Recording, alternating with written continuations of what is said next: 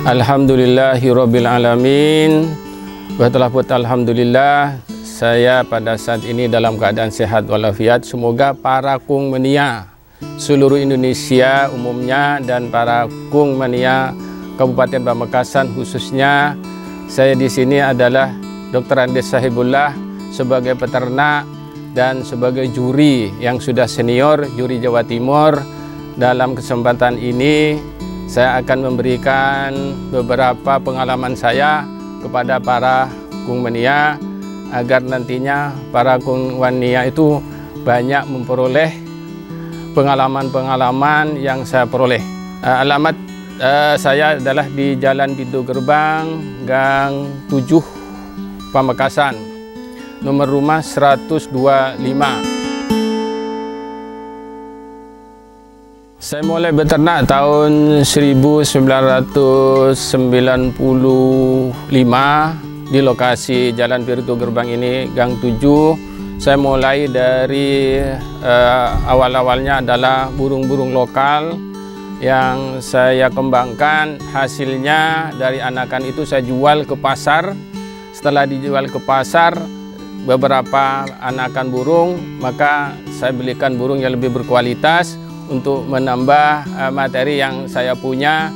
Sehingga dari 96 saya bertatih-tatih melaksanakan peternakan ini. Saya belajar terus-menerus bagaimana seni suara burung perkutut itu, terus bagaimana cara mengembangkan peternakan yang lebih baik, yang lebih sempurna, sehingga menghasilkan suara-suara yang bagus. Sehingga pada saat ini saya sudah berkembang pesat dan hasilnya sudah banyak dimiliki oleh para Kung Mania khususnya di kota Pamekasan. Dari 26 kandang yang tiap bulannya saya mendapatkan antara 25 ekor sampai 30 ekor anakan, maka saya jual alhamdulillah sejak 96 sampai sekarang. Saya syukur alhamdulillah bisa menambah ekonomi saya. Sedangkan saya ini diberi nama SPA, maka dengan dilatar belakangi karena ini kadang-kadang gagal, kadang-kadang ya beruntung, ya lambat laun saya itu berpikir saya beri nama disingkat SPA. SPA itu adalah sapu angin apetal ombak.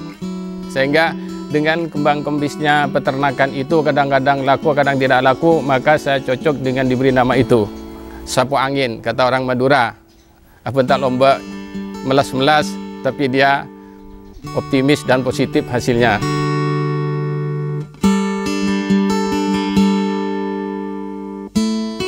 Alhamdulillah saya tertarik sebagai juri perkutut karena saya tidak harus dinamis, harus optimis. Dengan saya beternak harus saya mampu mempelajari suara-suara perkutut. Karena perkutut ini ada dua Kung Mania yang saling menggemari. Yang pertama adalah ada orang Kung Mania itu gemar terhadap fisiknya, keturangga, dan ada yang seni. Maka saya menyenangi dan saya menekuni suara-suara perkutut. Bagaimana suara perkutut itu mempunyai alunan yang sangat bagus sehingga mendapatkan kriteria-kriteria penilaian. Adapun kriteria penilaian itu yang bagus, yaitu ada suara depan. Suara depan itu harus mengayun, bersih, dan panjang. Terus di tengah itu harus ada tekanan, ketukan-ketukan yang bertekanan dan senggang, dan ujungnya yang belakang itu harus delosor, harus panjang, sehingga nanti itu yang dikatakan irama. Dari tiga hal itu, suara depan, suara tengah, suara ujung bagus, itu bisa dinamakan irama. Dan juga yang harus diketahui oleh saya pada saat itu adalah mutu suara. Mutu suara itu harus nyaring. Ada dua mutu suara, ada suara besar dan ada suara kecil. Yang itu tidak ada perbedaan sebetulnya dalam penilaian itu memang kalau sudah berirama bagus dan mutu suaranya bagus, sudah termasuk burung bagus. Awal mula saya menjadi juri ya seperti itu, sehingga masuk saya ke kamberat-kamberat, masuk ke orang-orang yang tahu tentang penilaian perkutut, sehingga saya belajar bagaimana suara depan yang bagus beri angka berapa. Katalah angka 9, tengahnya 9, ujungnya 9, iramanya juga 9, dan tengkung adalah bisa 9. Ini adalah suara burung yang sudah maksimal. Tetapi di balik itu saya beternak, dan banyak orang-orang beternak yang telah memiliki materi yang bagus-bagus, tapi banyak yang gagal. Sehingga saya dengan teman saya yang bernama Dr. Andes Saiful Arifin itu menggagas dari peternakan yang gagal, dari suara yang gagal, sehingga saya dengan Pak Saiful itu mengadakan lomba lokal yang dikatakan lomba pemula. Lomba pemula itu adalah burung yang tidak bisa mencapai nilai yang maksimal, hanya terbatas pada nilai 43 atau 43/4. Nah, di situ para kungmenia pada lomba-lomba besar mengikutkan burungnya banyak yang kecewa, karena walaupun 4 kali berbunyi, 4 kali babak berbunyi terus-menerus 43/4, tapi setelah dia disusun kejuaraannya selalu gagal. Karena itu sudah ada yang lebih bagus, ada nilai 43,5 ke atas, 44 atau 45. Dalam hal ini saya merintis, yang Pak Saiful itu adalah sudah seorang yang telah diberi reward oleh ketua umum pusat. Pada tanggal 16 Juli 2017, Bapak Saiful itu sudah diberikan penghargaan, diberi reward, trofi, dan piagam sebagai pelopor penggerak burung-burung pemula yang maksimal itu 43,5.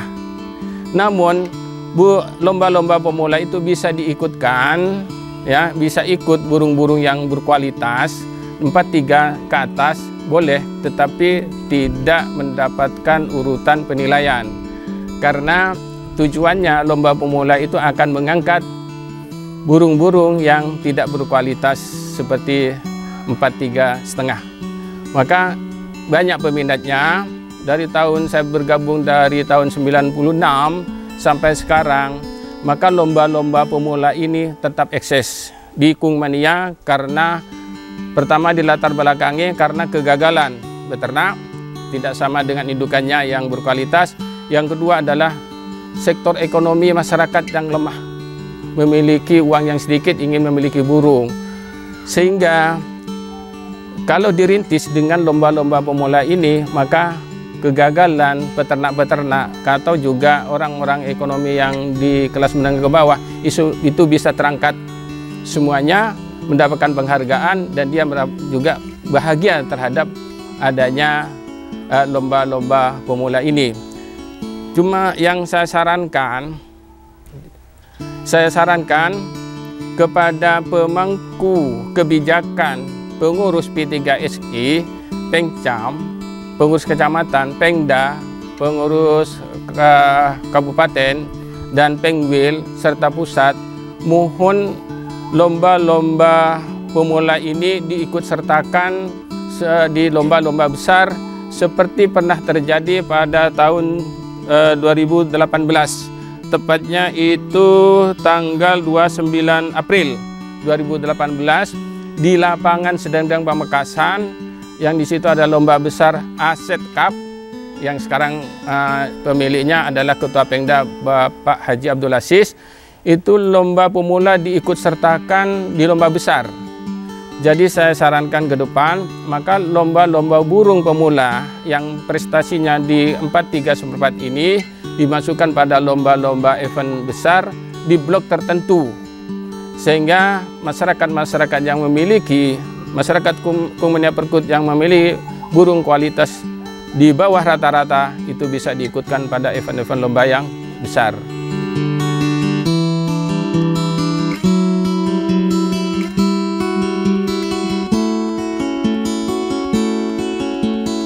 Syarat menjadi juri, pertama harus paham suara perkutut, Yang kedua itu harus paham tentang bendera-bendera sebagai penilai, jadi sebagai penilai fakta di lapangan. Terus yang ketiga, seorang juri itu juga harus sehat fisik, jadi tidak cacat. Terus yang ketiga harus mampu bereaksi di lapangan, jadi dia mempunyai kemampuan untuk menilai burung secara keseluruhan di lapangan itu dan bisa menguasai lapangan. Jadi memang juri-juri yang diangkat dari juri ke junior itu harus juga jadi penancap bendera dulu.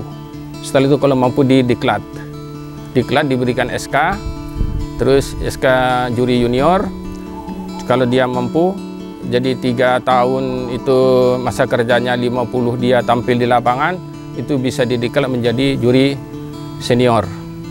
Terus juga seterusnya itu 5 tahun dan seterusnya dia berada di juri senior, itu akan diangkat menjadi juri nasional.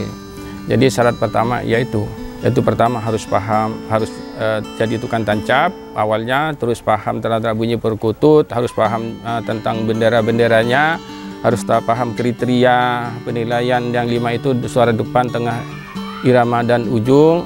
Suara depan, tengah, ujung, irama, dan mutu suara itu harus paham. Terus juga rincian penilaian yang ada di belangku penilaian harus dipahami, sehingga tidak ada kontra antara juri dan peserta lomba. Diklat itu yaitu materinya, pertama itu tentang materi tentang suara-suara perkutut.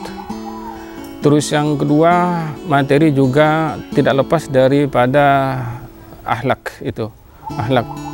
Terus yang ketiga, harus tahu tentang merinci urutan-urutan peringkat dari 1 sampai seterusnya. Dan itu yang dikatakan merumus. Jadi setelah itu materi diklat, maka nanti diuji di lapangan. Kalau itu dari materi yang disampaikan dengan juga di lapangan dia lulus, maka diangkat menjadi juri itu dan diberikan SK.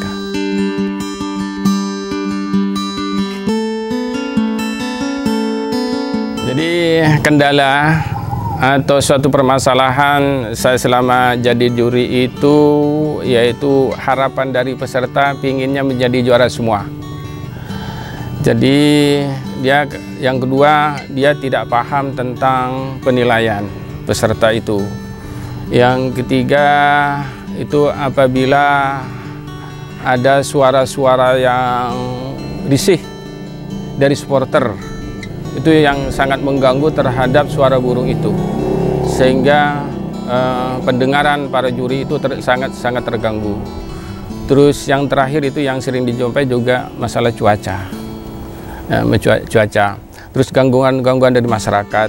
Kadang-kadang masyarakat tidak paham kalau ada lomba itu ada suara petasan, ada layang-layang, kadang-kadang suara-suara kendaraan-kendaraan yang besar, yang nyaring, itu yang sangat mengganggu terhadap konsentrasi juri.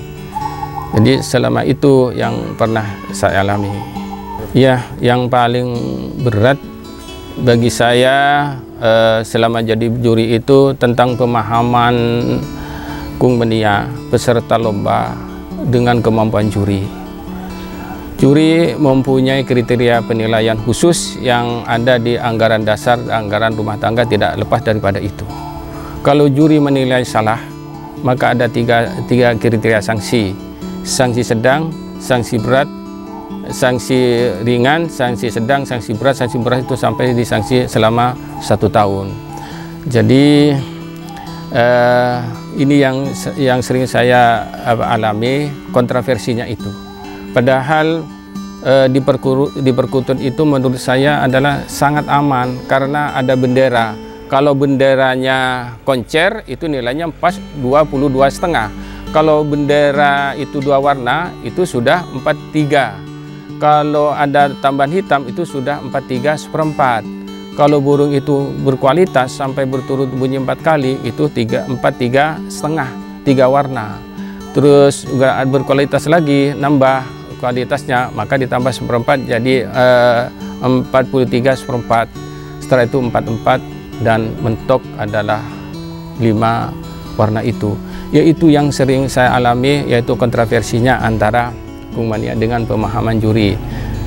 Sedangkan Kung Mania itu tidak memiliki pemahaman yang terlatih seperti juri kan itu. Itu yang sangat berat itu. Kadang-kadang ramai di situ. Solusinya itu sekarang pengurus pusat, pengurus regional yang dinamakan Pengwil, pengurus Pengda ini berinisiatif mengangkat tenaga pengawas. Pengawas di lapangan apabila kontroversi dengan peserta dengan juri itu, maka di atas yang mengatasi adalah pengawas. Jadi di mana pengawas itu mengawal peserta yang teriak-teriak apakah pas penentuan nilai seperti itu yang ditentukan oleh juri. Maka kalau dia menurut pengawas itu sudah pas penilaian di situ, maka diredam oleh pengawas itu. Artinya dihalau, jangan sampai berteriak terus karena akan mengganggu yang lain. Itu solusinya ada di pengawas itu. Dan pengawas itu juga akan menyelamatkan juri penilai.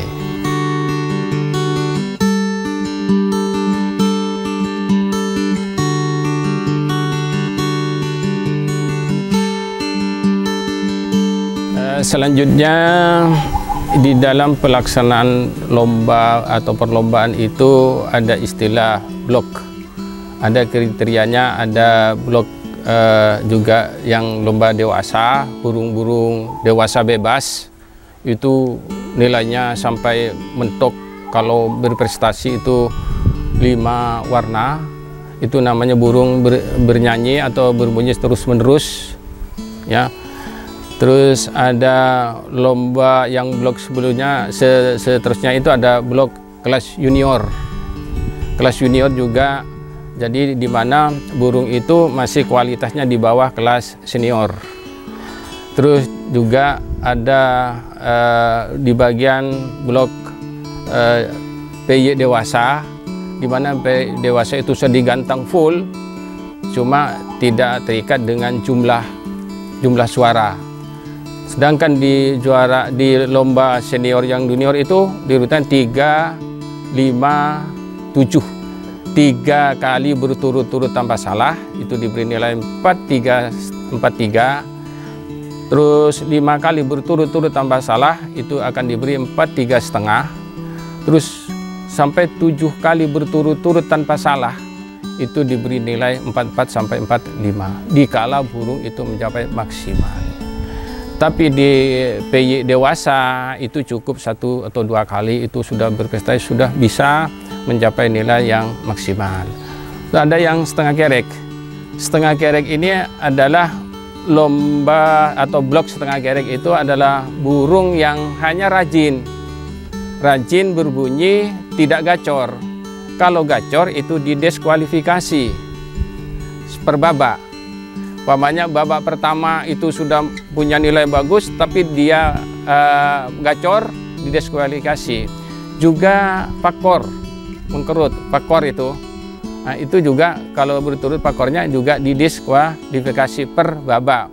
Tapi kalau hanging, karena hanging itu adalah yang dituju adalah berbulu coklat, kalau sudah pakor dan gacor itu didiskualifikasi seluruhnya dari babak 1 sampai babak keempat.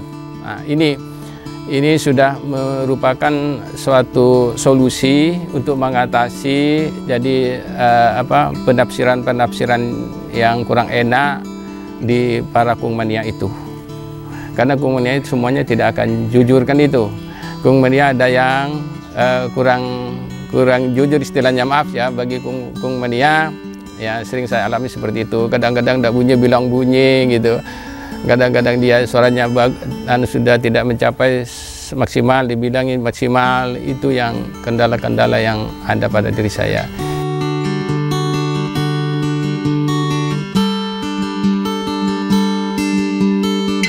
Ya, ada perubahan pakem. Istilah ketetapan dalam penilaian itu suara depan, tengah, dan ujung, irama dan mutu suara itu ada. Karena yang namanya peternak itu selalu mengadakan renovasi silang dari suara double, suara 1,5 disilang menghasilkan begini.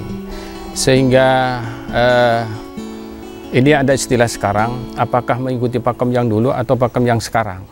Jadi pakem yang sekarang itu adalah perkembangan suara burung perkutut yang telah dilakukan renovasi oleh peternak-peternak. Dan peternak yang menghasilkan suara tengah yang banyak tanpa ada pakem yang sudah seperti awal-awal itu, dia tetap menekan dia burung bagus gitu. Jadi itu sehingga juri kalau tidak mengikuti perkembangan suara burung, maka seorang juri itu akan tertinggal dan bertahan kepada pakem-pakem yang lama. Jadi ada pakem lama, ada pakem yang sekarang yang sudah direnovasi. Cuma di dalam anggaran dasar dan anggaran rumah tangga itu kayaknya pakemnya tetap, tapi dalam pelaksanaan penilaian itu kadang-kadang juri itu meeting bahwa beginilah yang masuk penilaian 4,3,5, 4,4 dan sebagainya. Jadi sehingga juri itu selalu mengikuti hal itu. Jadi perkembangan renovasi daripada para peternak-peternak itu, dan peternak itu tidak mau dia dikatakan hasilnya itu gagal kalau sudah menurut peternak itu bagus menurut dirinya. Yang ini yang saya alami sampai sekarang. Jadi tidak begitu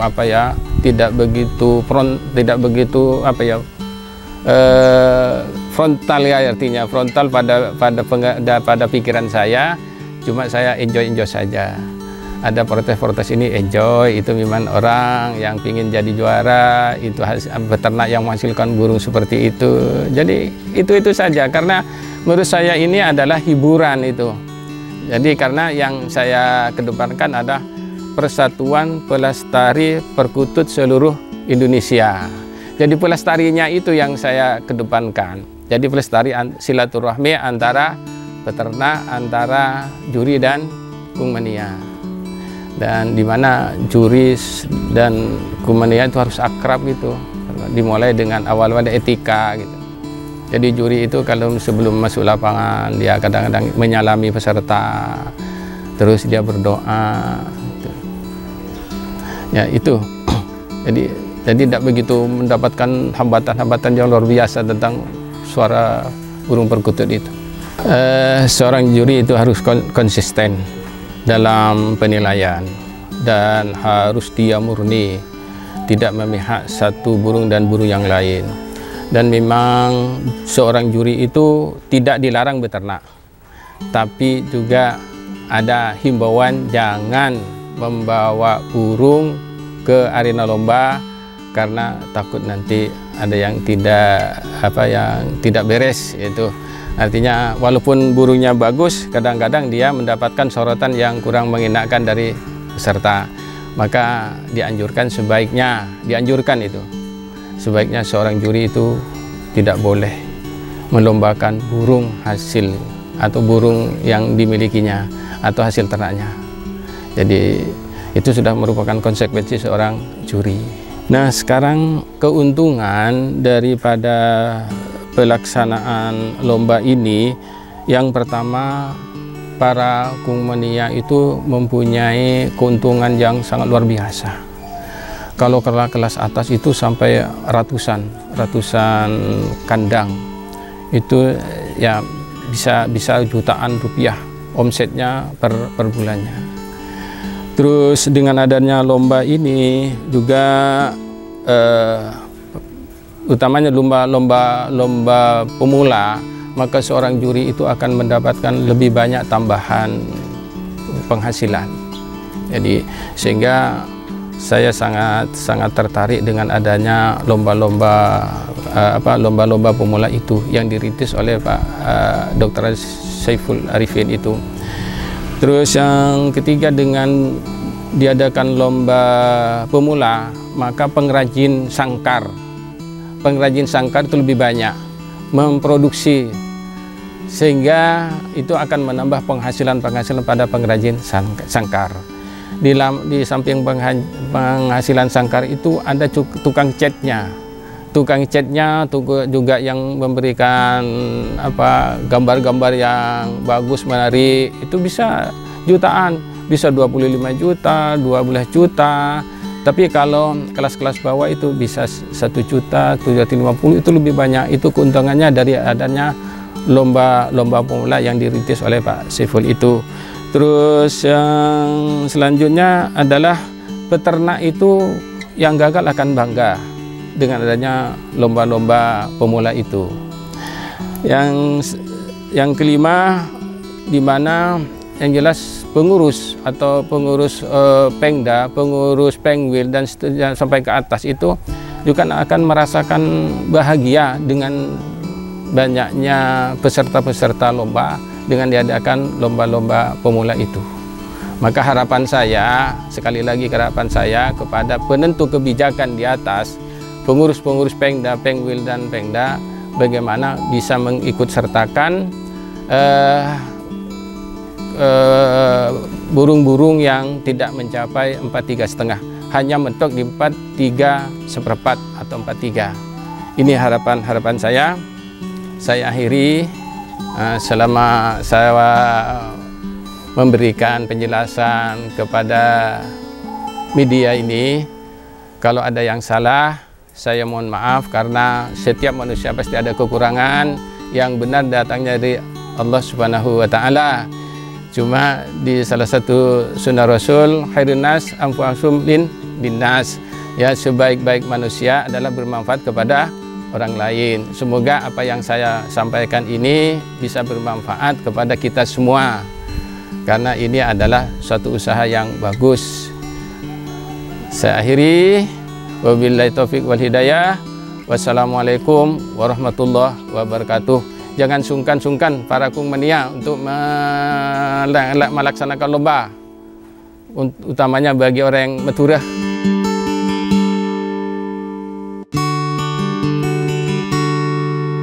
Kepada para kungmania seluruh Indonesia, khususnya di kalangan Madura, jangan lupa mensubscribe atau memberi tanda jempol kepada YouTube Legenda Kreatif.